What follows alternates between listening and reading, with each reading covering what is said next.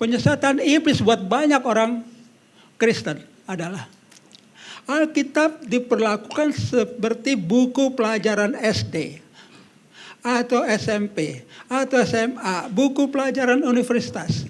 Kalau sudah tahu isi buku itu selesai. Itulah yang dilakukan oleh sebagian teman. Dia sudah cukup banyak belajar, selesai.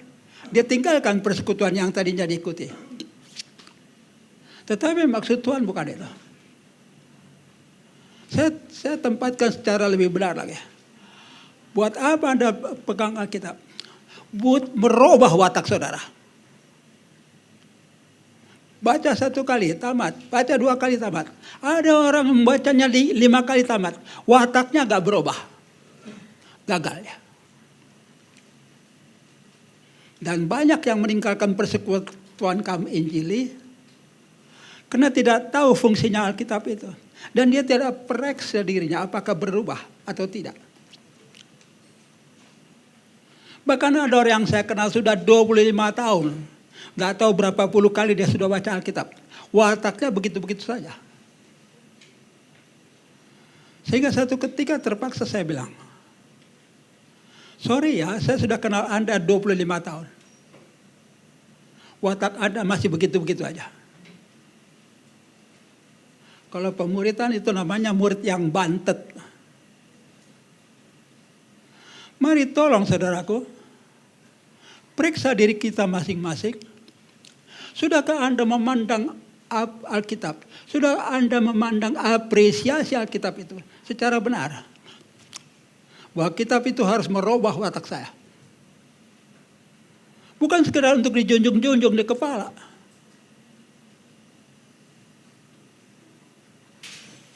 Dan saya bisa berbicara seperti ini, yang Anda nggak dengar lagi orang lain berbicara kelak sepanjang ceramah ini.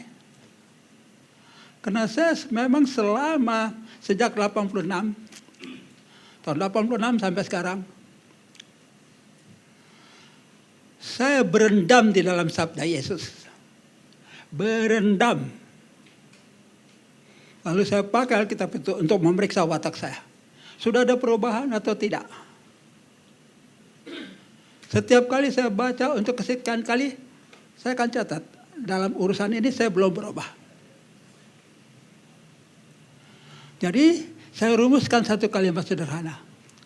Tuhan turunkan Alkitab, dibagi-bagi sampai ke tangan saudara, itu adalah untuk merubah watakmu. Kalau tidak berubah, ada seorang gagal.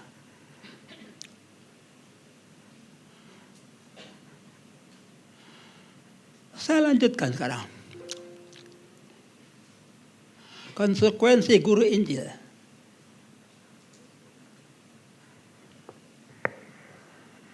Mentaati tuntas ketetapan Kristus yang menurunkan Injil. Ini lebih dalam lagi dari sekedar Alkitab. Injil itu inti dari Alkitab.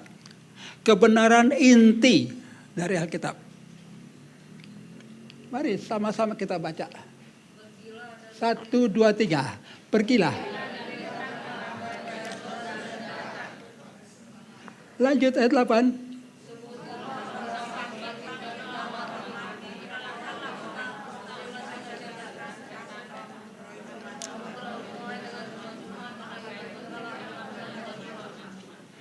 Ayat ini merubah saya.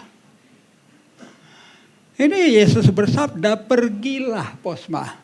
Beritakanlah kerjaan surga sudah dekat. Sembuhkanlah orang sakit Posma. Bangkitkanlah orang mati. Tahirkanlah orang kusta. Usirlah setan-setan Posma. Kalau Anda nggak pernah ngusir setan, berarti ayat ini buntu. Nggak bekerja di dalam diri saudara. Dan yang paling berat buat semua hamba Tuhan, beribu hamba Tuhan yang ada di muka bumi ini adalah ayat 8. Kamu sudah menerimanya dengan cuma-cuma, karena itu berikanlah pula dengan cuma-cuma. Gratis. Saya harus hidup dalam kebenaran ini. Makanya saudara diundang datang ke tempat ini gratis. Nanti ada makan siang gratis. Dari mana dananya? Ya dari Tuhan dong. Tuhan perintahkan. Bikin gratis. Berarti beliau tanggung jawab.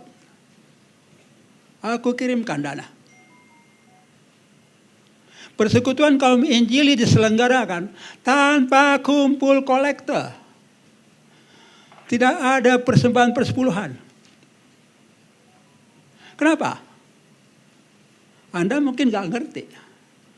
Banyak hamba-hamba Tuhan gak ngerti. Banyak pendeta besar gak ngerti. Di Indonesia, di luar negeri pun saya ngomong gitu. Cuma-cuma. Wah, mana bisa. Cuma mengapur gedung ini aja berapa juta habis. Oke. Bapak pendeta katakan nggak bisa. Itulah imanmu. Saya praktekkan. Bisa. Kami aja bersekutu di sebuah ruko kecil. 3 lantai. Mengapur, nggak pernah saya keluarkan duit. Rekan-rekan aja yang nanti rundingan. Udah waktunya nih kita mengapur. Kan udah jelas kita nggak dipungut kolektor kok. Sekarang lah kita kumpul kolektor. Kita beli kapur. Bayar tukang kapur. Saya hidup di dalam firman. Saya hidup dalam kebenaran. Listrik siapa yang bayar? Ada yang sukarela. Jadi harus kita tunjukkan bahwa firman itu hidup.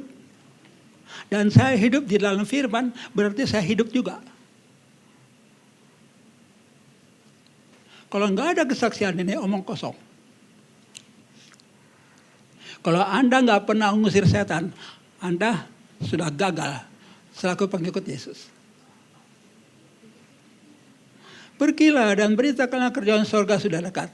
Makanya saya tidak beritakan, hei kalian harus dibaptis ya, harus dibaptis selam, harus kumpulkan kolektor. Harus rajin dengan persepuluhan, supaya engkau diberkati. Sudah jadi penyesat saya, dari sudut pandang Tuhan. Itulah Injil, itulah perkenalan pertama buat saudara. Yang saya beritakan hari ini pun Injil Kerajaan Sorga. Bukan agama Kristen atau sekte A, sekte B, dan C.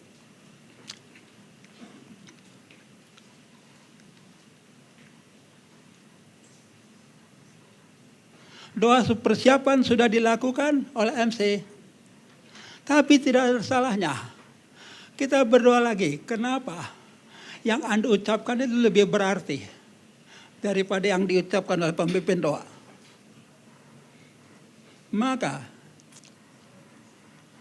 izinkan saya sama-sama kita berdoa lambat-lambat perlahan-lahan dihayati. Potong-potong sama-sama saya.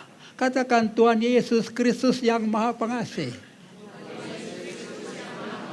Kami semua manusia terbatas.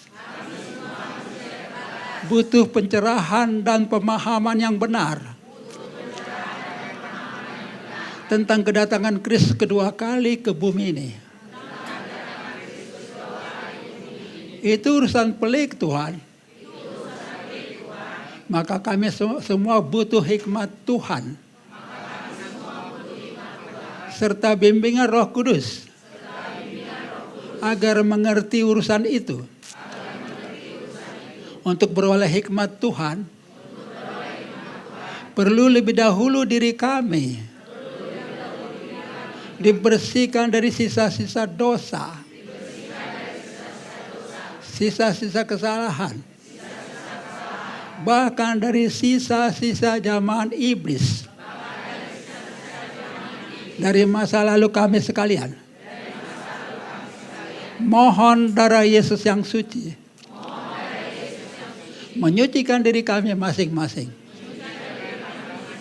Sehingga di dalam kesucian diri,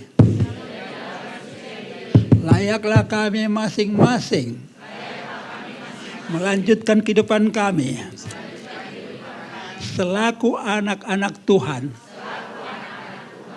maka tetap kami persilakan Roh Yesus bersemayam di dalam hati serta membimbing kami agar memahami pembahasan hari ini. Demi nama Yesus Kristus, segala kuasa iblis yang tersisa di dalam diri kami harus disingkirkan. Jangan membodohi dan membuat kerdil lalar kami. Dan semua sihir iblis yang tersisa dalam diri kami pun harus dimusnahkan. Demi nama Yesus, semua malaikat iblis dari masa lalu kami, juga dari leluhur kami, harus enyah, menyingkir kalian setan-setan. Jangan kalian merecoki pemikiran kami sekalian. Ya Tuhan Yesus, mohon Kau beri kami sekalian berkat-berkat di zaman akhir ini, serta kemampuan untuk hidup memuliakan Tuhan Yesus di sepanjang sisa usia kami masing-masing. Amin. Yang saya mau paparkan hari ini adalah Pak, ini udah bisa, Pak. testing.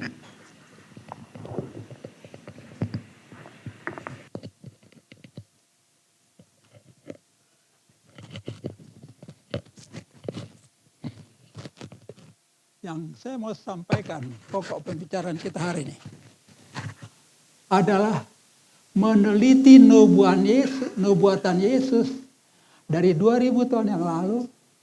Nubuatan itu tentang karya Yesus di masa kini, yakni tentang kedatangan Kristus yang kedua kali, berlanjut kepada kerajaan 1000 tahun, pada masa bumi sudah bersih dari semua kejahatan, setelah iblis dan para malaikatnya dicampakkan ke jurang maut. Itu yang kita mau bahas. Sebetulnya di seluruh dunia ramai dibahas oleh para hamba Tuhan, para ahli, para doktor teologi, para penelaah, ramai bahas dengan segala macam tekniknya. Sesiapa yang mau mengerti urusan ini dengan bagus harus menganut pikiran Tuhan. Sesuai pesan pada Filipi 2, mari baca, ya, hendaklah.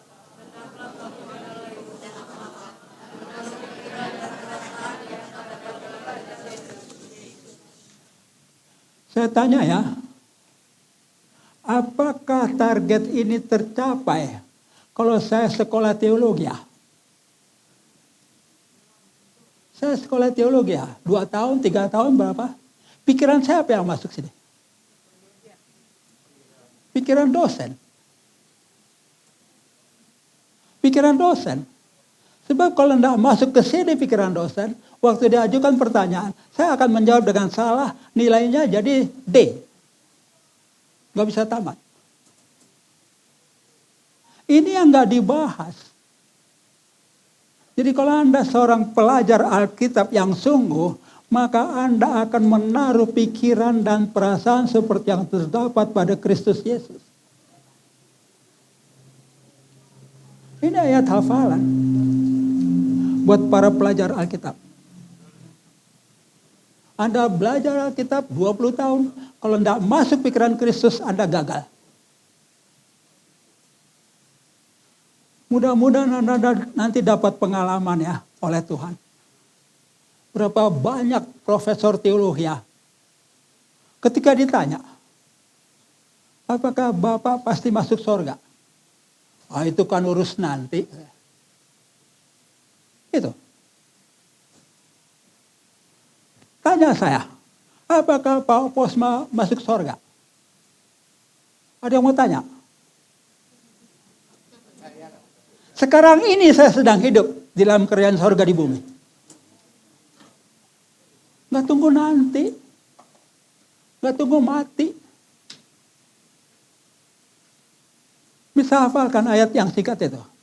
Hendaklah kamu dalam hidupmu bersama menaruh juga pikiran dan perasaan seperti yang terdapat pada Kristus Yesus. Nggak akan dibahas itu di sekolah teologi. Karena maunya dosen, Anda harus ngerti pikiran saya. Baru bisa dapat nilai bagus. Baru bisa saya tanda tangan ijazah. Ini masalah besar di dalam kekristenan. Dan Anda akan melihat nanti, hari ini, 1-2 jam lagi, bahwa masalah itu lebih besar daripada yang Anda pikirkan. Yesus tahu semua kok. Lanjut ya. Pikirannya ditaklukkan ke bawah pikiran Tuhan. Segera dia menyadari perbuatan iblis musuh Tuhan beribu tahun. Pikiran dimasukkan menuruti pikiran ini. Segera saya ngerti, usirlah setan-setan. Ini pikiran Tuhan. Tuhan bilang pergi, pergilah. Pergi kau, pergi. Ke seluruh dunia, kemana saja disuruh. Sembuhkan orang sakit. Tuhan Yesus, saudaraku ini sakit Tuhan. Tolonglah sembuhkan dia. Halo, kenapa begitu ngomongnya? Tuhan Yesus, saudaraku ini sakit Tuhan. Tolong Engkau sembuhkan. Salah doa gitu. Salahkah doa itu? Nyuruh Tuhan. Baca dulu perintahnya apa? Sembuhkan sakit. Kau yang sembuhkan. Lalu kau suruh lagi aku sembuhkan. Kalau saya melayani seorang sakit, saya berbincang dengan dia. Lalu diam-diam saya tanya Tuhan. Tuhan, kau ingin dia sembuh sekarang? Atau besok? Atau engkau mau tunggu pertobatannya? Kalau Tuhan jawab, sembuhkan. Gampang. Baru tumpang tangan sembuh. Saya praktekkan itu sesuai sabda. Jangan menyimpang. Malah Yesus dijadikan jongos. Tukang nyembuhin orang. Kalau Anda mengerti ayat ini, Anda praktekkan, buat Anda kanker juga masalah kecil. Ada harinya saya ucapkan kepada seorang pasien kanker, Tuhan mengatakan saya, Anda akan sembuh. Saya nggak berdoa, Tuhan tolong sembuhkan saudaraku nih. Sakit kanker ya Tuhan. Sudah stadium berat Tuhan. Kata dokter 2,5 tahun lewat. Tidak. Anda sudah sembuh. Tapi kepastian kesembuhanmu masih tergantung. Apa itu tergantung? Barusan roh itu bicara kepada saya. Ada salah satu yang ditunggu dari Anda. Anda anggota DPR 4 periode. Anggota DPR, kekuatannya di mana? Suara. Dia jadi anggota DPR. Hasil pemungutan suara. Suaranya suara rakyat. Tuhan barusan beritahu. Selama 4 periode Anda menjadi anggota DPR, tidak pernah Anda bersuara memuliakan Tuhan Yesus. Katakan kalau saya salah. Pucat ya. Mau sembuh. Anggota DPR itu sudah kena kanker nasofaring. Kata dokter hanya 2,5 tahun lagi. Kalau kamu mau sembuh, pakai suaramu mulai hari ini untuk kemuliaan Kristus. Bagaimana caranya? Saya kan susah. Suara saya juga udah begini. Suaranya serak, sangat serak. Pakai suaramu. Yang serak itu pun pakai. Barangkali memuji Tuhan. Barangkali ikut kor. Dia taati. Dan dia dapat 11 tahun. Baru meninggal. Dokter bilang 2 tahun saja. Sabda Yesus jangan dikorting. Sabda Yesus jangan dipletotin. Sembuhkan orang sakit, bangkitkan orang mati, usirlah setan-setan. Tahirkan orang kusta. Kusta itu padanannya hari ini kanker. Kalau Tuhan Yesus katakan belum, ya belum. Ada ketikanya Tuhan Yesus katakan sekarang, saya berbantahan sedikit dengan Tuhan. Tuhan jangan sekarang deh ya. Besok atau lusa lah. Sesudah saya tinggalkan kota ini. Kenapa? Enggak kuat. Kalau disanjungnya enggak kuat. Kalau sebagian hamba Tuhan lain, wow, dalam nama Yesus sembuh. Udah sembuh? Belum. Imani. Berdoa lagi. Dalam nama Yesus. Nanti gak sembuh juga. Berarti iman Anda payah. Ya. Jadi pasien yang salah.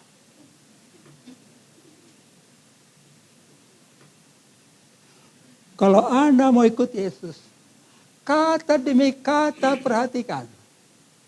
Jangan meleset. Kenapa? Dia seorang raja. Seorang raja itu nggak boleh dibantah ucapannya.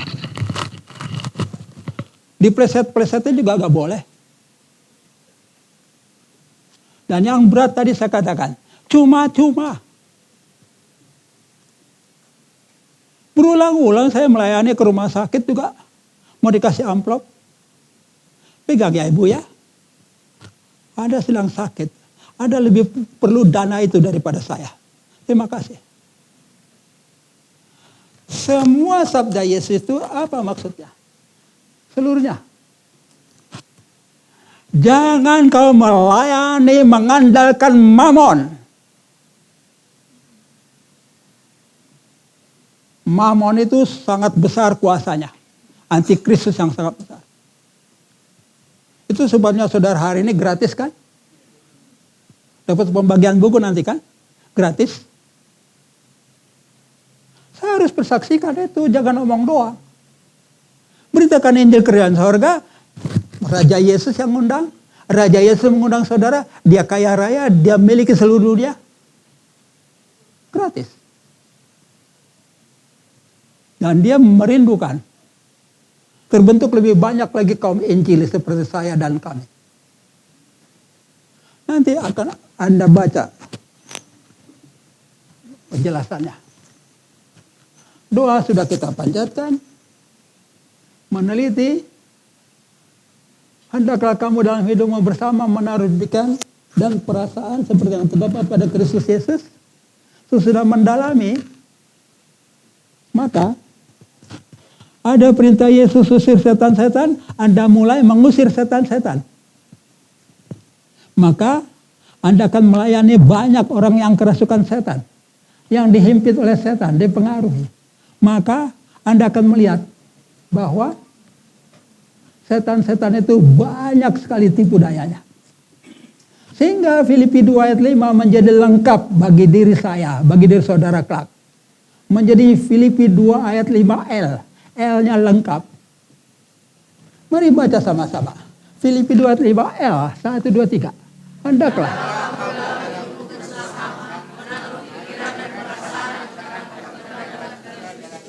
Juga pikiran dan rancangan iblis. Anda nggak ngerti pikiran iblis, Anda akan kejeblos. Yang pertama kali datang ke Jakarta saya kasih tahu ya, hati-hati, jangan main-main tuh ke Pasar Senen. Di situ banyak jambret, tukang silet. Jambret apa? Pikiran tukang jambret, pikiran penjahat. Tukang silet apa? Pikiran penjahat. Anda hidup di bumi ini ada iblis. Harus mengerti pikiran iblis. Iman itu Filipi 2 ayat 5L. Lengkap. Mari baca sekali lagi. 1, 2, 3. Hendaklah kamu dalam hidupmu bersama menaruh pikiran dan perasaan yang terdapat juga dalam Kristus Yesus, juga pikiran dan rancangan iblis. Ratusan kali saya dengar hamba Tuhan yang resmi. Gak usah lah usir-usir iblis. Iblis sudah kalah. Saya cerita ya. Tahunnya 1987. Orang HKBP harusnya tahu tuh. Apa namanya Jitun Silangit. Hari itu saya harus bicara di hadapan 21 orang pendeta sesilindung. Pendeta. Dan duduk di situ Epurus HKBP Nababan. Seorang pendeta kasih komentar. Saudara situ orang, nggak penting lagi kita usir setan. Nggak perlu lagi tuh. Karena sudah dikalahkan oleh Yesus di kayu salib. Saya harus jawab. Oke, saya harus jawab ya sekarang. Pertama kali saya harus koreksi Pak. Yang Yesus kalahkan di kayu salib bukan setan. Maut dikalahkan. Iblis dan maut itu cerita lain. Waktu itu saya hafal, saya katakan, periksa saja 1 Korintus 15 ayat 57. Maut yang dikalahkan. Itu tahun 1987. Mungkin ada di antara Anda yang belum lahir ya. Lalu kalau Anda katakan tidak perlu usir setan, maka saya melihat dunia ini ada dua pihak. Pihak yang satu mengatakan tidak perlu usir setan. Saya melihat pihak yang kedua. Pihaknya Rasul Petrus. Rasul Petrus bilang apa? Lawanlah iblis. Maka dia akan lari daripadamu. Jadi dua pihak ini bertentangan. Rasul Petrus dan saudara yang tadi ngomong itu. Maaf ya. Saya gak berani katakan Rasul Petrus sesat. Dengan kata lain lu yang sesat. Renungkanlah baik-baik. Alkitab itu bukan untuk ganjel-ganjel buku. Alkitab itu bukan untuk nakut-nakutin tikus. Atau untuk nakut-nakutin setan. Ada bayi supaya jangan diganggu setan, ditarik Alkitab dekat kepalanya.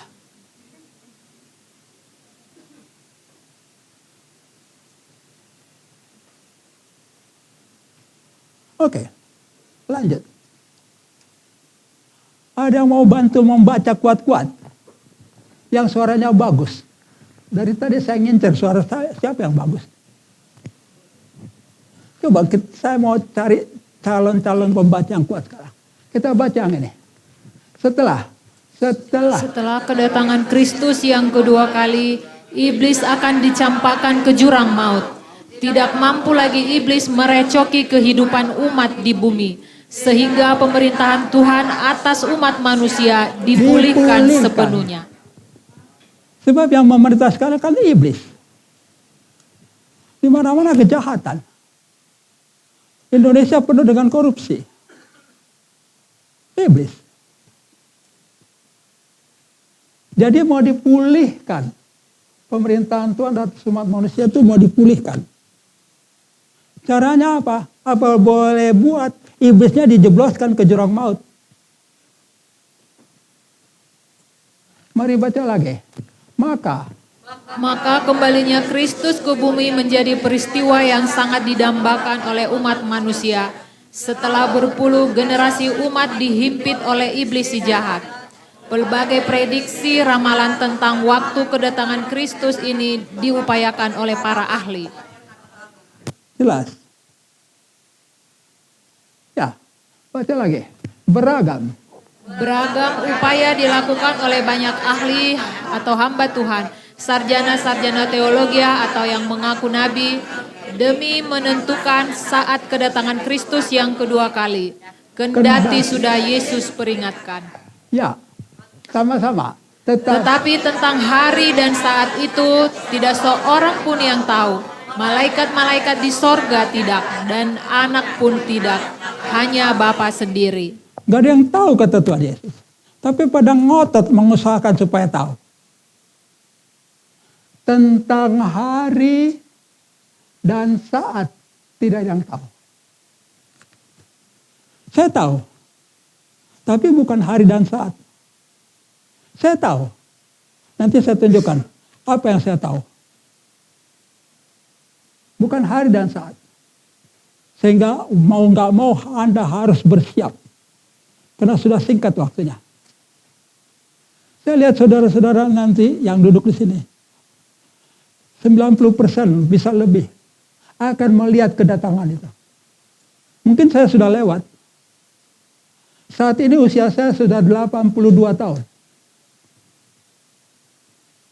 Mungkin kekuatan badan saya tinggal 45 tahun. Makanya penting Anda bersiap. Untuk saat yang penting itu. Yang dinanti-nantikan. Sudah 2000 tahun dinanti-nantikan. Belum muncul juga. Mari lanjutkan sama-sama. Orang-orang cerdik pandai itu bersikeras mengasah otak bermodalkan pelbagai ilmu agama teologi yang dianut oleh rombongan masing-masing. Apa mereka anggap Yesus bermain teka-teki dalam urusan kedatangannya kedua kali itu? Apa para ahli itu ingin unjuk kehebatan ilmu sehingga tanpa sadar mereka jadi pembangkang terhadap Tuhan? Udah dibilang gak ada yang tahu. Masih ngotot. Mau tahu. Jadi urusan mau tahu itu bisa membahayakan saudara sebetulnya.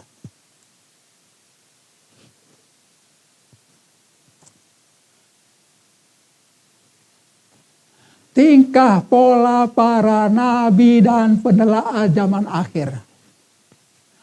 Satu rombongan, andalkan ilmu falak, perbintangan, melihat-lihat ada the blood moon katanya. Bulan yang merah darah, berarti suatu peristiwa yang besar akan terjadi. Ada yang bicara the tetra itu empat benda langit berada segaris. Berarti suatu peristiwa besar sedang terjadi. Atau lintasan komet besar yang dikhawatirkan menabrak, menghancurkan bumi. Kok jadi pakai ilmu falak, ilmu perbintangan? Hamba Tuhan jadi pakai ilmu perbintangan. Nah, yang lain mengandalkan gematria, numerologi. Untuk mengerti rahasia Tuhan. Lalu berdasarkan Wahyu 13:18, Anda baca sendiri di sana, yang menyinggung tentang binatang pembunuh manusia dengan simbol 666, ini sangat terkenal. Mereka tafsirkan banyak orang besar selaku antikristus yang sejati, yang insani.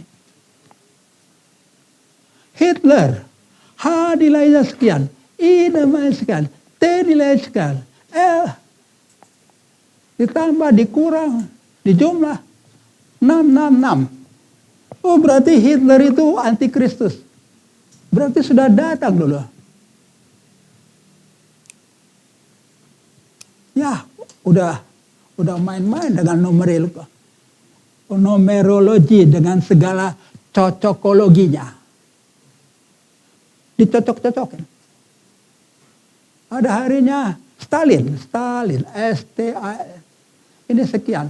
Dalam huruf Romawi harganya sekian. Kalau saya jumlahkan, jumlahnya 666. Wah, Stalin itu antikristus. Pada perubahan zaman lagi, Khrushchev. Banyak jadi antikristus. Yang sekarang yang paling populer, Bill Gates. Manggut kakak ini, benar ya? Kenapa jadi Bill Gates? Oh, ya memang dia kok. Agendanya dia adalah pengurangan penduduk bumi. Penduduk bumi harus dikurangi. Sampai separuhnya. Lalu Bill Gates itu pemegang suatu paten. Paten untuk vaksinasi. Yang di dalamnya ada angka 666. Bukan hanya itu. Dia pegang paten juga tentang suatu enzim. Enzim yang namanya luciferase. Lucifer 666. Banyak ilmu-ilmu dikeluarkan. Bill Gates Lalu ada lagi yang mengandalkan kalender Yahudi. Gayanya itu loh kalender Yahudi. Rupanya dianggap itu di sorga sana orang Yahudi ya. Bahasanya Yahudi ya. Nanti Anda akan lihat betapa malangnya nasib Yahudi. Oh, sekarang kalender Yahudi sudah memasuki tahun 5876. Google. Berarti akan memasuki milenium Sabat. Kedatangan kedua kali. Atur jauh saya bilang. Ada lagi yang mengandalkan kalender Gregorian. Ada yang mengamati 2 perang dunia yang sudah berlangsung. Semua gagal. Saudara, cerita sedikit ya. Umur saya 12 tahun. Kelas 6 SD. Bapak saya dengan seorang kerabatnya, marga Situborang juga, rajin membahas-bahas tentang kedatangan kedua kali. Wah, asik juga ya kalau datang kedua kali. Habis itu ada kerjaan 1000 tahun. Enak juga ya dengan kekeliruan pemahaman mereka. Berarti kita 1000 tahun hidup di situ ya, nggak mati-mati ya. Fred. Nggak ada kerajaan 1000 tahun tuh yang mau meninggal aja. Bukan hanya artinya semua hidup 1000 tahun. Saya nyimak aja diam-diam, berjam-jam mereka ngomong. Dan yang mereka bahas adalah penerangan dari buku-buku Watchtower, Saksi Yehova. Sampai tua saya lupakan. Sampai saya sendiri diajak Tuhan cemplung situ membahas itu. Baru saya diingatkan lagi. Tahun 53 saya udah dengar itu. Sampai hari ini belum ketemu. Gagal semua. Oh, Antikristus pembunuh. Jadi dia yang membangkitkan perang dunia pertama. Korbannya berapa puluh juta. Perang dunia kedua. Oh, sekarang perang dunia ketiga. Berarti Antikristus juga lagi baik. Ada lagi yang mengandalkan ilmu tafsir. Atas pesan-pesan dalam kitab-kitab Wahyu, Daniel, Yeskiel, sampai Mazmur. Dan dalam kitab-kitab itu penuh dengan simbol-simbol, perumpamaan-perumpamaan. Itu dibahas semua. Saya dengarnya aja udah capek. Dengarnya aja udah capek. Mereka tidak nampak adanya nubuatan Yesus tentang kegiatannya sendiri kelak. Yesus bernubuat 2000 tahun yang lalu tentang perbuatannya kelak pada hari-hari ini. Jadi 2000 tahun yang lalu dia sudah memandang ke depan. 2000 tahun ke depan. Aku akan datang kembali. Itu hebatnya Yesus. Jadi saya tidak butuh tafsir menafsir. Kenapa? Yang bicara Yesus sendiri. Jadi payah para peramal itu kedatangan Kristus kedua kali untuk pengangkatan orang pilihan berakhir rancu. Hasilnya 3 macam kesimpulan yang saling bersaingan. Pengangkatan atau rapture terjadi sebelum masa siksaan. Itu dikasih istilah pre-tribulation. Tribulation itu masa siksaan. Pengangkatan terjadi di tengah masa siksaan. Mid-tribulation. Pengangkatan seusai masa siksaan. Post-tribulation. Dari tafsir-tafsirannya mereka tahu tuh. Mereka menganggap, berdasarkan Daniel pasal sekian, maka masa siksaan itu akan berlangsung 7 tahun. Maka tribulation bisa terjadi pada awal siksaan. Jadi, kalian tenang-tenang aja. Masa pengangkatan itu terjadi sebelum masa siksaan. Dan kita gereja ini semua diangkat. Jadi nggak usah risau kalian dengan siksaan. Omongan dia lebih penting. Menghibur rakyatnya. Yang mid-tribulation katakan. Masa siksaan itu 7 tahun. Tapi kita hanya menjalaninya 3,5 tahun. Habis itu kita diangkat semua. Kita semua, gereja ini, gereja yang kudus ini, diangkat. Dia ingat itu pengakuan iman rasuli, gereja yang kudus dan taam akan diangkat semuanya. Pret. Apa kata Yesus? Terpecah 3 umat Tuhan. Itulah hasil akhir supaya mereka, upaya mereka yang jadinya mendukakan hati Tuhan Yesus, yang selalu mendampakkan kesatuan umatnya.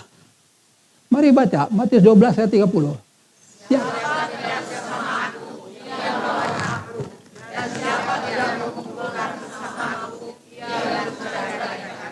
Ada 3 golongan. Terjadi sebelum, terjadi di tengah, terjadi selesai. Hanya satu yang benar. Berarti yang 2 lagi apa? Ngaco bin ngawur. Udah capek-capek, susah-susah menelaah segala macam Alkitab. Hanya berakhir jadi guru palsu. Dari 3 ini hanya satu yang benar. Dan yang mencerai-beraikan umat pastinya lawannya Yesus. Ini sudah mencerai-beraikan umat. Dan tidak sudi saya jadi separtai dengan iblis. Ingat baik-baik. Siapa tidak bersama Yesus, ia melawan Yesus. Dan siapa tidak mengumpulkan bersama Yesus, ia mencerai-beraikan dan ialah iblis. Dan saya tidak mau terikut kepada 3 rombongan itu. Saya ikuti rombongan saya sendiri bersama Yesus Kristus.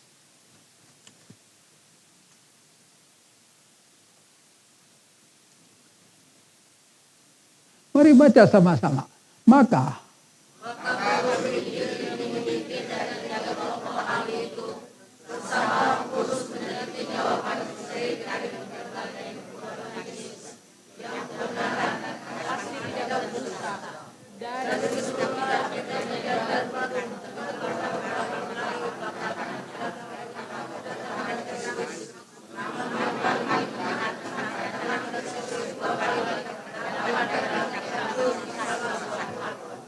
murid Yesus.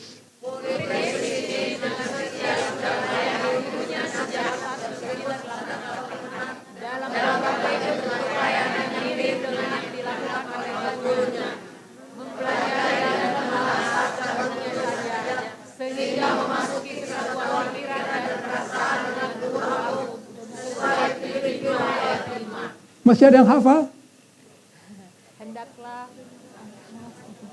Hendaklah kamu dalam hidupmu bersama menaruh juga pikiran dan perasaan seperti yang terdapat pada Kristus Yesus.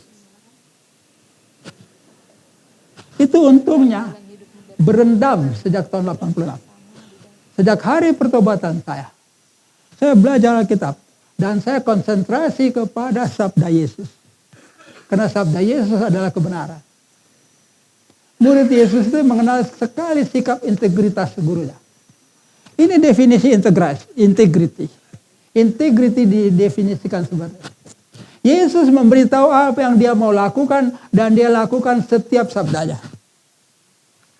Raja sejati dia. He says what he gonna do and he does what he said. Bahasa Inggrisnya lebih singkat. Ini integrity. Dan Yesus memiliki integritas yang top. Apa yang sudah dia sabdakan, dia akan lakukan. Karena dia seorang raja. Lanjut. Dari keakraban pergaulan dengan gurunya, guru Injil ini beroleh bimbingan hikmat Tuhan untuk menemukan lalu menampak bahwa rentetan sabda Yesus pada Matius 24 ayat 1-40 adalah nubuatan panjang demi menjawab beberapa pertanyaan muridnya. Secara teliti kita akan menandai bagian-bagian nubuatan yang penting. Ya, Sesudah itu, Yesus keluar dari bait Tuhan lalu pergi. Maka datanglah murid-muridnya dan menunjuk kepada bangunan-bangunan bait Tuhan. Ia berkata kepada mereka, "Kamu melihat semuanya itu? Aku berkata kepadamu, sesungguhnya tidak satu batu pun di sini akan dibiarkan terletak di atas batu yang lain. Semuanya akan diruntuhkan." Satu nubuatan sudah diucapkan oleh Yesus. Bait suci itu akan diruntuhkan. Dan tuntas diruntuhkan saja. Sehingga tidak ada lagi dua batu bertindih. Tuh, tuntas. Nubuatan itu ya. Nubuatan itu ya. Nubuatan itu kelak menjadi kenyataan pada tahun 70 Masehi ketika Titus, seorang jenderal dari Kekaisaran Romawi, menyerang dan menjara Yerusalem, bait suci kedua milik Tuhannya Yahudi. Apa Tuhannya Yahudi tidak mampu menghamba manusia, Titus? Bait suci Yahudi itu sungguh dimusnahkan oleh Jenderal Titus, sehingga tidak ada batu bertindih pada sisa bangunan itu. Nubuatan Yesus berlanjut kepada ayat-ayat selanjutnya. Ketika Yesus duduk di atas bukit Zaitun, datanglah murid-muridnya kepadanya untuk bercakap-cakap sendirian dengan dia. Kata mereka, "Katakanlah kepada kami, bila manakah itu akan terjadi, dan apakah tanda-tanda kedatanganmu dan tanda kesudahan dunia?" 3 pertanyaan dilancarkan oleh para murid. Kapan itu akan terjadi bait suci diruntuhkan, Rabi? Apa tanda kedatanganmu kedua kali, Rabi? Apa tanda kesudahan dunia? 3. Itu akan kita lihat pada bagian berikut. Ya, para murid Yesus pada abad pertama itu menanyakan 3 peristiwa dalam urutan sebagai berikut. Bilakah akan terjadi nubuatan Yesus tentang diruntuhkannya bait suci Yahudi? Sudah menjadi kenyataan. Apakah tanda kedatangan anak manusia? Baru menjadi kenyataan 2 milenium sesudahnya.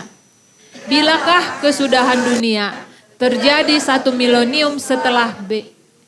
Jadi itu nubuatan panjang. Dan memandang panjang ke depan.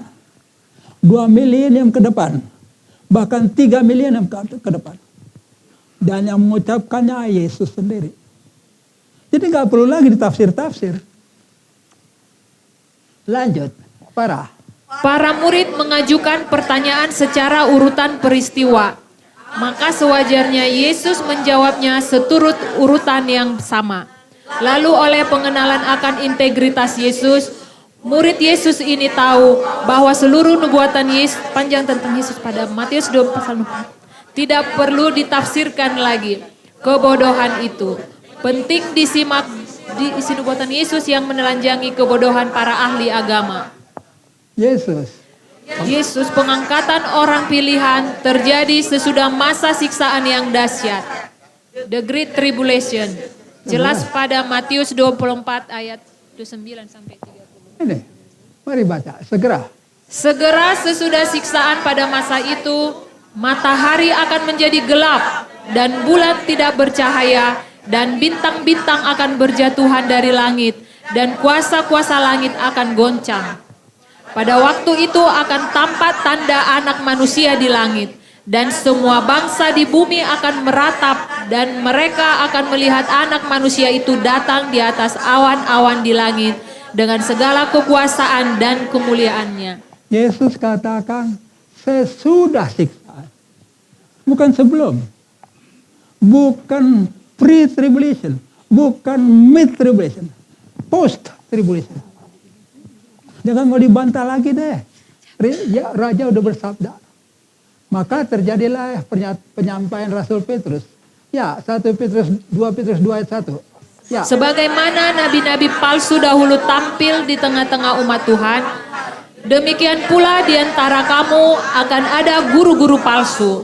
Mereka akan memasukkan pengajaran-pengajaran sesat yang membinasakan. Berarti para penganut mid-tribulation dan post-tribulation hanyalah guru-guru palsu yang harus dihindari. Mari kita telusuri dari renungan seluruh sabda nubuatan Yesus ini dengan memperhatikan butir-butir penting yang perlu ditelaah lebih dalam lagi. Mari baca Sesudah itu Yesus keluar dari bait Tuhan, lalu pergi. Maka datanglah murid-muridnya dan menunjuk kepada bangunan-bangunan bait Tuhan. Ia berkata kepada mereka, "Kamu melihat semuanya itu? Aku berkata kepadamu, sesungguhnya tidak satu batu pun di sini akan dibiarkan terletak di atas batu yang lain. Semuanya akan diruntuhkan. Ketika Yesus duduk di atas bait Bukit Zaitun, datanglah murid-muridnya kepadanya untuk bercakap-cakap sendirian dengan dia. Kata mereka, katakanlah kepada kami, bilakah itu akan terjadi? Dan apakah tanda kedatanganmu dan tanda kesudahan dunia? 3 pertanyaan. Itu akan jelas bagi kita mestinya. Ya, terjawab. Terjawab sudah pertanyaan para murid 20 abad yang lalu. Tak mungkin Yesus membohongi para muridnya. Terjawab juga pertanyaan murid Yesus abad 21, guru Injili ini. Dari sabda Yesus yang diabaikan oleh para cerdik pandai pemuka Kristiani. Yesus Kristus adalah pelaku kedatangannya kedua kali. Kristus juga yang melakukan pengangkatan. Pastilah sabda Yesus yang benar.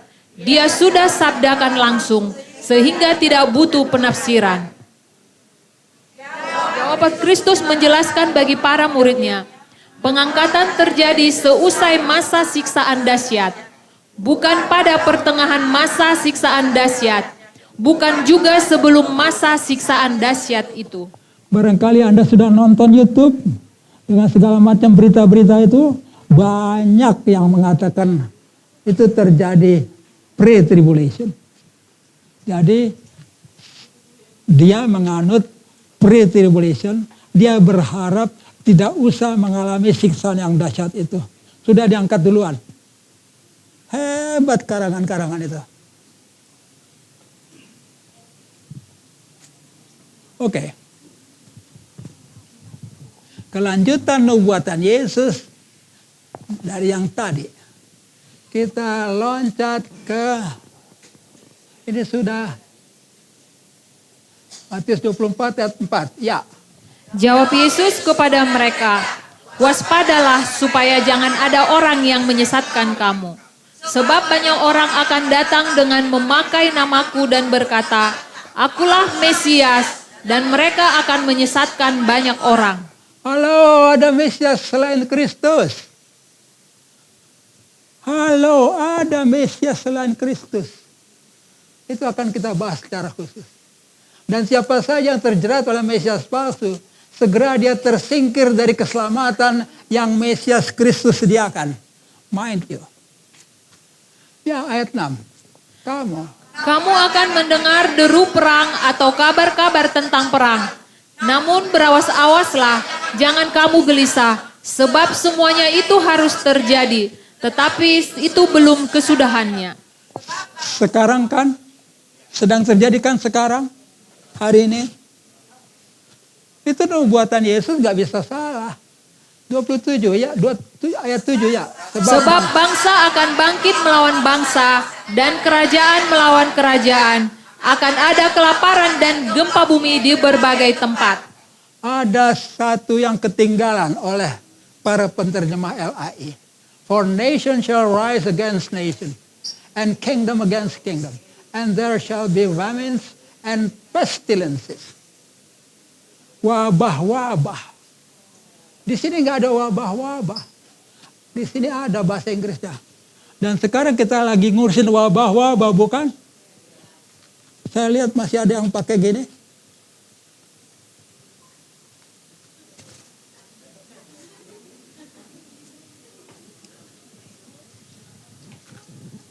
Dari awal saya sudah ngomong, itu permainan iblis. Semua manusia dibekep oleh iblis. Tanpa sadar. Ini kan namanya dibekep. Sejak awal masa wabah, saya sudah teriak. Anda percaya Yesus, gak akan Anda kena terpa wabah. Gak main-main saya. Saya tuliskan satu surat kepada Presiden Jokowi yang terhormat. Bapak Presiden, kami dari Paguyuban Kaum Injili tidak akan mengenakan vaksinasi. Tidak akan menerima vaksinasi. Karena itu adalah kepalsuan. Vaksinasi itu justru alat pembunuhnya. Lalu saya dalam hal ini meniup sangkakala juga, walaupun untuk waktu yang singkat. Nggak seperti Yesus bicaranya 2000 tahun ke depan. Pak Joko yang terhormat, kami menolak vaksinasi. Karena lebih besar mudaratnya daripada manfaatnya.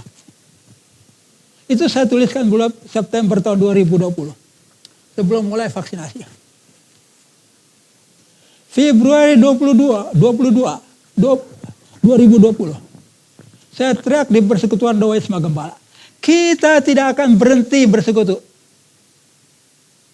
Di luar silakan pakai masker. Tapi yang masuk ke ruangan ini copot. Duduk berdampingan. Mak dengan mama boleh cipika. Itu masalahnya. Lalu bulan Maret tahun 2022, saya tulis surat lagi kepada yang terhormat Presiden Jokowi, kepada yang galak Bapak LBP, kepada Menteri Kesehatan. Bapak-bapak tolong hentikan vaksinasi, itu alat pembunuh. Saya hidup di tengah rakyat kecil, saya tahu banyak yang metong karena vaksinasi. Nah itulah permainan iblis sekarang, menggenapi nubuatan Yesus yang ada pestilensis. COVID-19 ada alfa, beta, gamma, delta, epsilon, eta, theta, omikron. Sekarang datang ke yang Arcturus dan sebagainya. Ngapalinnya nggak bisa. Nggak ada tuh.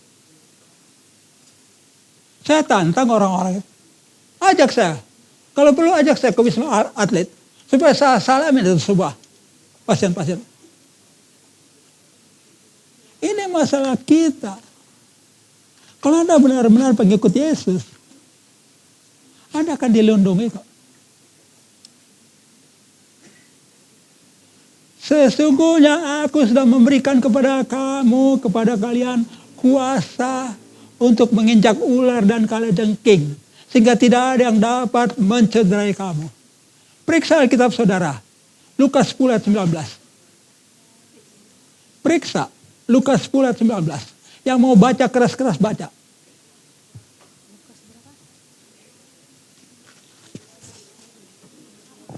Lukas pasal 10 ayat 19.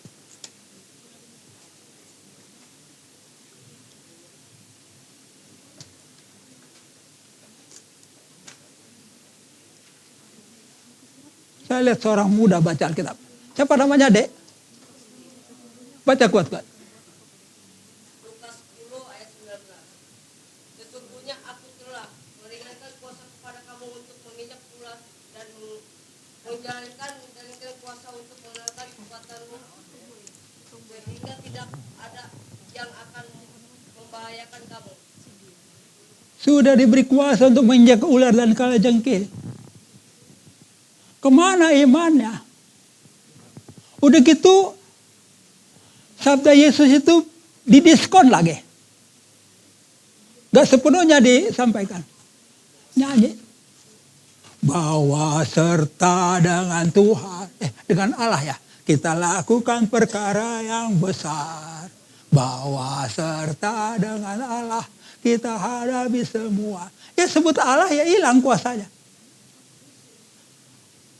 Tuhan akan menginjak-injak. Salah saya bilang. Ayatnya nggak begitu. Kamu menginjak. Makanya di tengah kaum Injil itu berubah itu teksnya. Kita akan menginjak-injak. Ini masalahnya. Saya sedikit tahu catatan statistik. Pada tahun 2020 ada sekitar 26 orang pendeta meninggal. Sesudah itu saya nggak ikut lagi statistiknya. Nggak tahu berapa ribu sekarang. Di tengah kaum Injil nggak ada yang meninggal. Kalau ada yang meninggal karena dia bikin dosa. Itu kalau Yesus sudah bersabda tuh imani. Harus seperti anak kecil. Ya Tuhan ya. Engkau beri kami kuasa menginjak ular dan kalajengking ya Tuhan ya. Baiklah. Jadi kami nggak perlu vaksin itu. Iya. Kami seketurunan tidak ada yang kena vaksinasi. Anak 5 dengan cucu-cucu. Yang kena satu-satunya adalah menantu juru rawat di Kanada yang tidak bisa menghindar. Kok susah sekali sih maju di dalam Kristus? Maka kena dikadalin oleh iblis. Lanjut ya. Pestilence. Ada wabah, COVID-19, alfa, beta, gamma. Wah, lihatlah kedahsyatannya Yesus. Dia menerawangi tahun 2019 sampai 2023. 2000 tahun yang lalu dia terawangi. Jadi jangan ada lagi sedikit pun keraguan tentang Yesus. Dia sabdakan apa yang dia melakukan dan dia lakukan apa yang sudah dia sabdakan. Itu namanya integrity. Buat saudara-saudara yang belum mengerti definisi dari integrity itu. Integritas itu ya itu. Kau ucapkan, lakukan.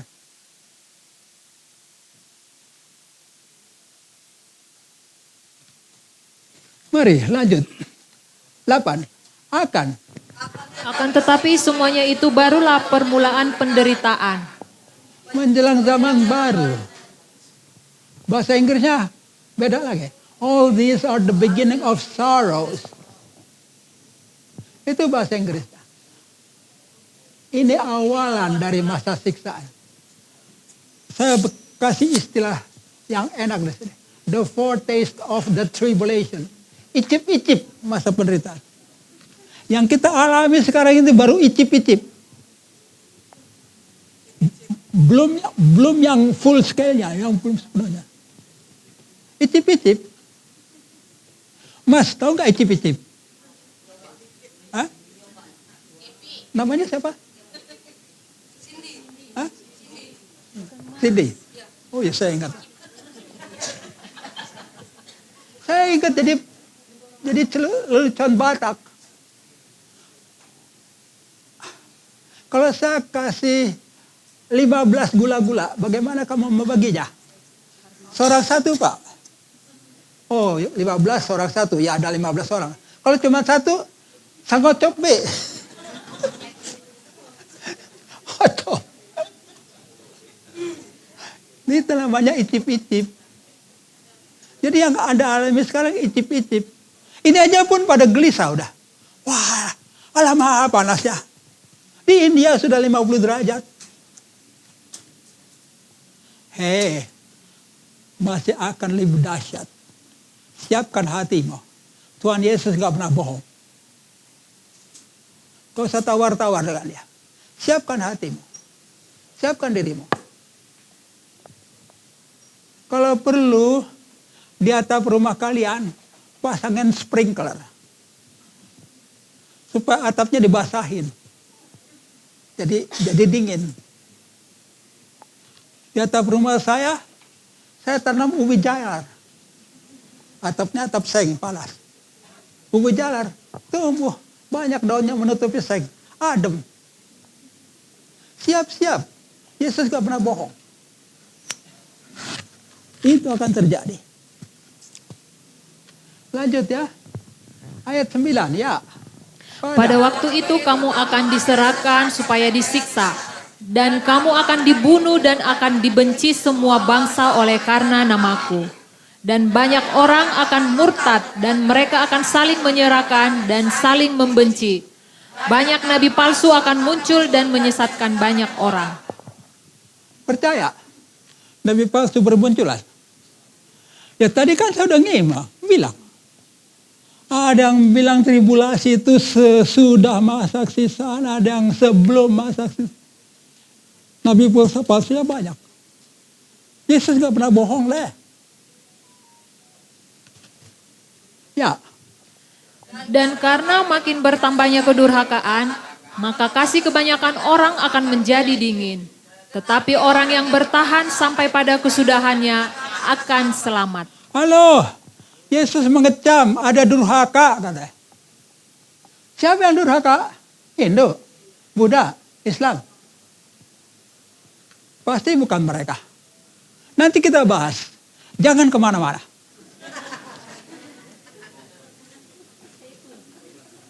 Lanjut. Ya, 14. Dan Injil kerajaan ini akan diberitakan di seluruh dunia menjadi kesaksian bagi semua bangsa. Sesudah itu barulah tiba kesudahannya. Dan Injil kerajaan ini akan diberitakan. Bisa ya, bisa tidak. Bisa ya atau bisa tidak. Atau pasti. Pasti itu sabda raja. Raja bersabda, Injil kerajaan ini akan diberitakan, tahu, seluruh dunia menjadi kesaksian bagi semua bangsa. Sudah itu baru tiba kesudahannya. Ini sabda ketetapan raja. Sama dengan uraiannya, beritakanlah Injil kerajaan sorga. Enggan, tanggung kalianlah ganjaran pembangkangan. Aku perintahkan malaikat-malaikat penginjil melakukannya. Nanti kita baca apa itu malaikat penginjil. Kalau raja sudah bersabda, seriuslah. Jangan ditawar-tawar, jangan dikorting-korting. Ya, 15. Jadi apabila kamu melihat pembinasa keji berdiri di tempat kudus, menurut firman yang disampaikan oleh Nabi Daniel, para pembaca hendaklah memperhatikannya. Maka orang-orang yang di Yudea haruslah melarikan diri ke pegunungan. Orang yang sedang di peranginan di atas rumah, janganlah ia turun untuk mengambil barang-barang dari rumahnya. Dan orang yang sedang di ladang, janganlah ia kembali untuk mengambil pakaiannya. 19. Celakalah ibu-ibu yang sedang hamil atau yang menyusukan bayi pada masa itu. Berdoalah supaya waktu kamu melarikan diri itu jatuh pada waktu musim dingin dan jangan pada hari Sabat. Para nabi yang cerdas itu bertitel itu lihat Daniel. Wah, penting ini Daniel. Dia buka kitab Daniel. Dapat Daniel 9:27. Dia dalami. Lalu dari Daniel, melebar lagi dia. Kita periksa juga Yehezkiel. Kita periksa juga Wahyu. Gak jadi-jadi urusannya. Saya pegang sabda Yesus ada, udah mau apa lagi. Ini Daniel. Lalu dikatakan yang di Yudea harus melarikan diri ke pegunungan. Orang yang sedang di peranginan di atas rumah jangan turun dan sebagainya. Celakalah ibu-ibu yang sedang hamil. Dan jangan jatuh pada musim dingin. Dan jangan pada hari Sabat. Berarti bukan buat Indonesia. Sebab di Indonesia nggak ada hari Sabat. Adanya di Indonesia itu Jumatan. Ini peringatan untuk Yudea. Jadi ayat 15 sampai 20 itu adalah masa siksaan yang dahsyat untuk Yudea. Sampai diperingatkan gitu. Kabur. Dan kalau udah kabur, gak usah balik lagi ke rumah. Gak sempat turun ke rumah. Gak sempat siapkan koper. Kabur. Ini akan terjadi. Masa siksaan awal saya kasih nama ini. Hanya atas Yudea. Muncullah pertanyaan yang cerdas. Kenapa Yudea didahulukan? Kenapa? Nanti jawabannya, jangan kemana-mana.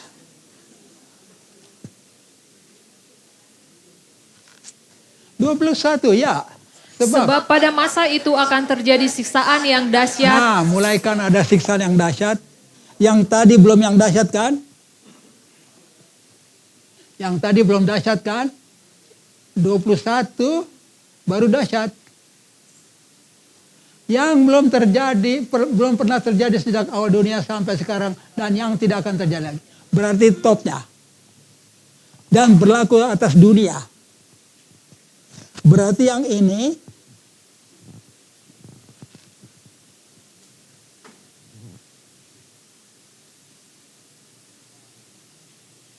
ini untuk Yudea, yang berikutnya untuk seluruh dunia. 22 ya. Dan sekiranya waktunya tidak dipersingkat, maka dari segala yang hidup tidak akan ada yang selamat. Akan tetapi oleh karena orang-orang pilihan, waktu itu akan dipersingkat. Kalau tidak dipersingkat, seluruh penduduk bumi akan habis, tewas. Itu maunya iblis. Di sini Yesus sedang menelanjangi pikiran iblis. Dan anak-anak Tuhan yang sejati, dia menaruh juga pikiran dan perasaan seperti yang terdapat pada Kristus Yesus. Filipi 2 ayat 5, L. Dan pikiran iblis. Tidak ada pikiran iblis. Ada permainan iblis mau habiskan seluruh penduduk dunia. Supaya kalau itu terjadi, Yesus gak punya lagi manusia untuk dimasukkan ke dalam kerajaannya. Itu pikiran iblis. Gak tertulis, enggak. Tapi karena Anda mengerti pikiran iblis, Anda bisa baca. Sementara kalau saya sekolah teologi, saya akan membaca yang tertulis saja. Jangan keluar konteks. Jangan keluar konteks. Ini masalah besar dengan teologi. Nah, maunya iblis semua manusia tewas. Sehingga kerjaan sorga di bumi gagal ditegakkan. Siapakah orang-orang pilihan? Mau jadi orang pilihan? Saya tunjukkan ya. Mari baca. Yang mana yang orang pilihan? Lukas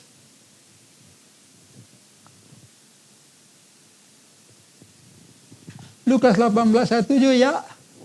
Tidakkah Tuhan akan membenarkan orang-orang pilihannya yang siang malam berseru kepadanya? Dan adakah ia mengulur-ulur waktu sebelum menolong mereka? Aku berkata kepadamu, ia akan segera membenarkan mereka. Akan tetapi jika anak manusia itu datang, adakah ia mendapati iman di bumi? Salah satu kriteria orang pilihan, siang malam berseru kepada Tuhan. Siang malam dia berbicara kepada Tuhan. Dia berdoa, bersyafaat. Dan hari-hari ini kaum Injili bersyafaat bagi bangsa ini. Kita menerbitkan khusus satu buku doa. Dengan 24 pokok doa untuk didoakan bagi bangsa ini. Siang malam. Dan karena orang pilihan itu, maka waktu itu akan dipersingkat. Ciri orang pilihan yang kedua. Mari baca. Lukas 4:18. Tetapi mereka bersama-sama meminta maaf. Yang pertama berkata kepadanya, aku telah membeli ladang dan aku harus pergi melihatnya. Aku minta dimaafkan. Yang lain berkata, aku telah membeli 5 pasang lembu kebiri dan aku harus pergi mencobanya. Aku minta dimaafkan. Yang lain lagi berkata, aku baru kawin dan karena itu aku tidak dapat datang. Ini adalah orang-orang yang sedianya bisa jadi orang pilihan. Tetapi dia bukan memilih Yesus. Dia memilih urusan yang lain. Yesus ngajak, mari ikut aku. Sorry bos. Saya baru menikah. Mau bulan madu dulu bos. Gak jadi orang pilihan. Kamu ikut saya. Sorry. Saya nguburkan dulu orang tua saya. Jadi orang-orang yang begitu tidak akan mengalami pengangkatan. Yang mengalami pengangkatan itu adalah orang pilihan, bukan gereja. Jangan mau diplesetin oleh orang-orang yang mau enaknya sendiri. Yesus bicara tentang orang, person by person. Pertobat juga orang, person by person. Orang pilihan. Anda mau jadi orang pilihan, jangan lakukan ini. Lakukan yang ini. Sederhana kan? Silakan potret kalau mau cepet-cepet supaya Anda menyesuaikan diri supaya jadi orang pilihan. Mudah-mudahan nanti diangkat. Enak loh diangkat. Melayang-layang. Tapi kalau udah diangkat, Anda nggak bisa lagi menikmati bakso. Nggak bisa lagi menikmati Indomie. Kan gitu. Mereka menolak menjadi orang-orang pilihannya Yesus. Why bagi mereka? Ya, 23. Pada waktu itu jika orang berkata kepada kamu, lihat Mesias ada di sini atau Mesias ada di sana, jangan kamu percaya. Sebab Mesias-Mesias palsu dan nabi-nabi palsu akan muncul dan mereka akan mengadakan tanda-tanda yang dahsyat dan mujizat-mujizat sehingga sekiranya mungkin mereka menyesatkan orang-orang pilihan juga. Orang-orang pilihan diincar oleh Mesias palsu. Jadi harus waspada. Waspadalah.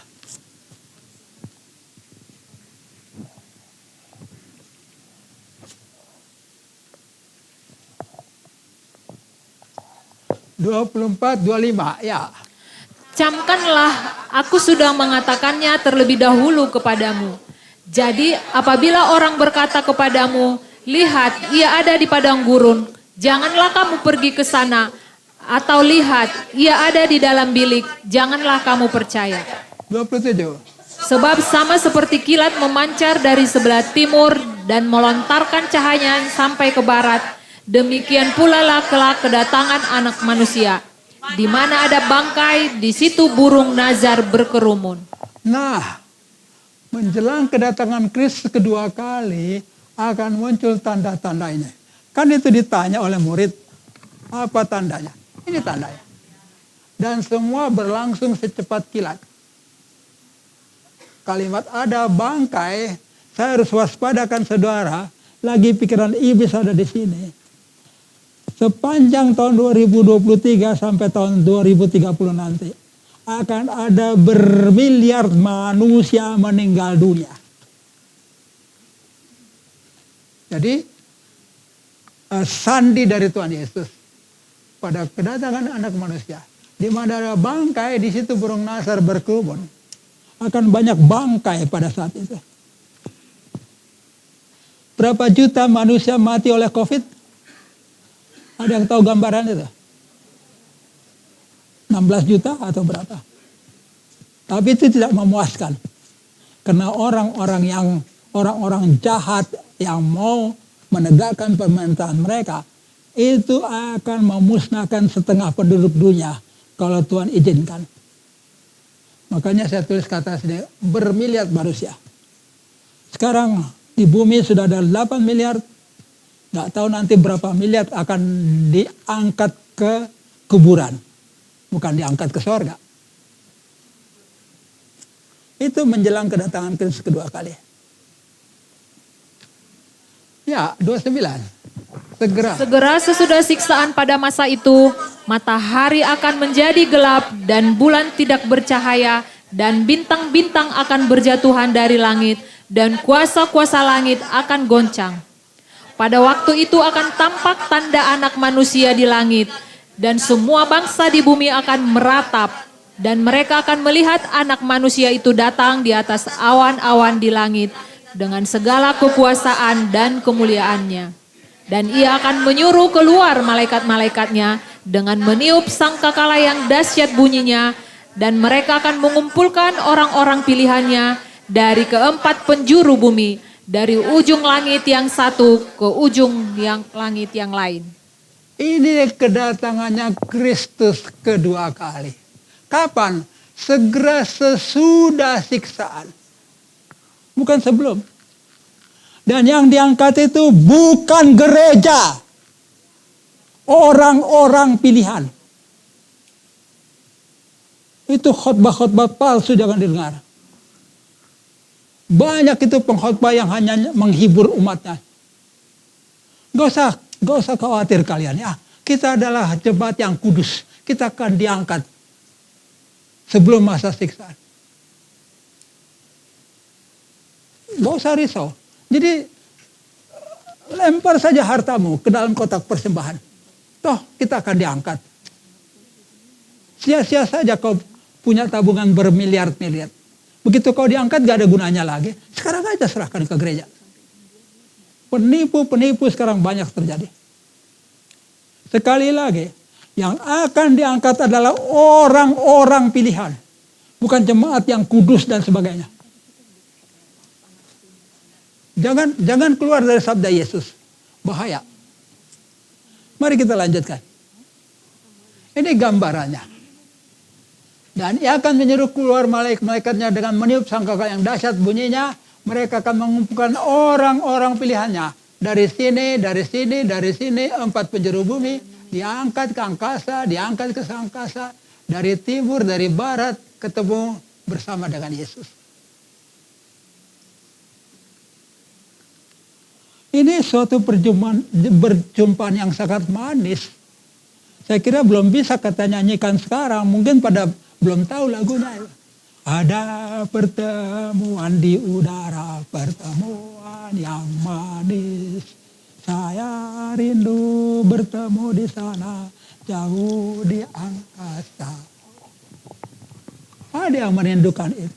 Sampai dia tuliskan lagunya. Lanjut, biar kita selesaikan. 32 ya. Tariklah pelajaran dari perumpamaan tentang pohon ara.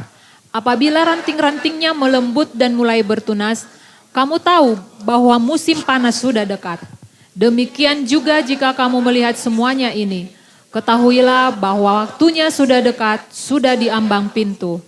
Aku berkata kepadamu, sesungguhnya angkatan ini tidak akan berlalu sebelum semuanya ini terjadi. Langit dan bumi akan berlalu, tetapi perkataanku tidak akan berlalu. Tetapi tentang hari dan saat itu tidak seorang pun yang tahu. Malaikat-malaikat di sorga tidak, dan anaknya pun tidak, hanya Bapa sendiri. Hanya Bapa sendiri. Kristus juga belum tahu. Si Posma juga nggak tahu. Jadi jangan percaya kalau ada yang sebutkan tanggal dan tahun tertentu. Nggak ada yang tahu. Tapi saya akan sampaikan kepada saudara, kapan dia datang, itu nanti bersamaan dengan waktunya peristiwa di bumi. Ada peristiwa di bumi, pada saat itu dia datang.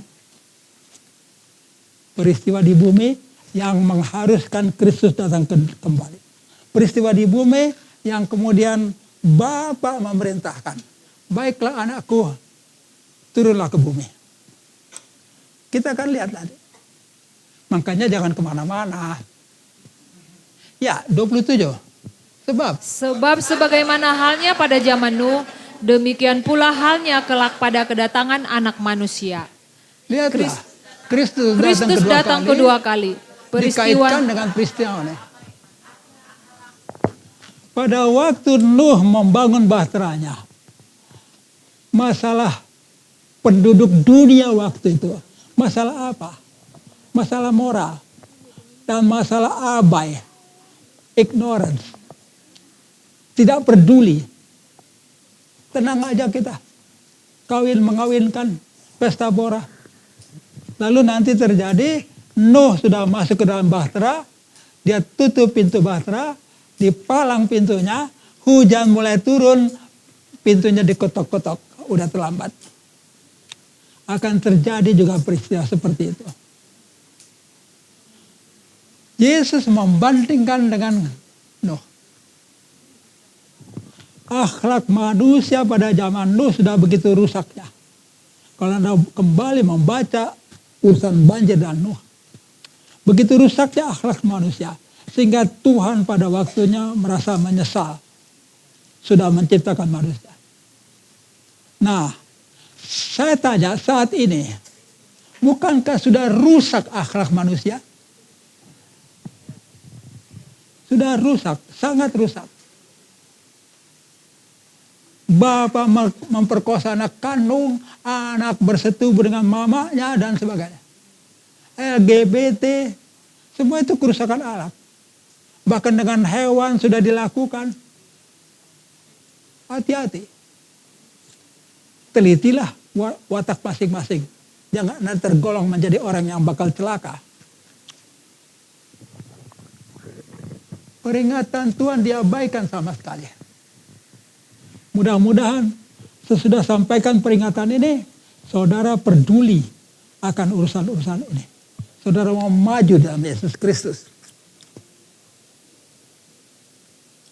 Ayat 40 ya. Pada waktu itu kalau ada 2 orang di ladang, yang seorang akan dibawa dan yang lain akan ditinggalkan. Kalau ada 2 orang perempuan sedang memutar batu kilangan, yang seorang akan dibawa dan yang lain akan ditinggalkan. Karena itu berjaga-jagalah, sebab kamu tidak tahu pada hari mana Tuhanmu datang. Tetapi ketahuilah ini, jika tuan rumah tahu pada waktu mana pada malam hari pencuri akan datang, sudahlah pasti ia berjaga-jaga dan tidak akan membiarkan rumahnya dibongkar. Sebab itu hendaklah kamu juga siap sedia, karena Anak Manusia datang pada saat yang tidak kamu duga. Pengangkatan adalah saat kedatangan Anak Manusia. Bersamaan itu. Dan pengangkatan itu terjadi secepat kilat. Disertai keterkejutan yang sangat.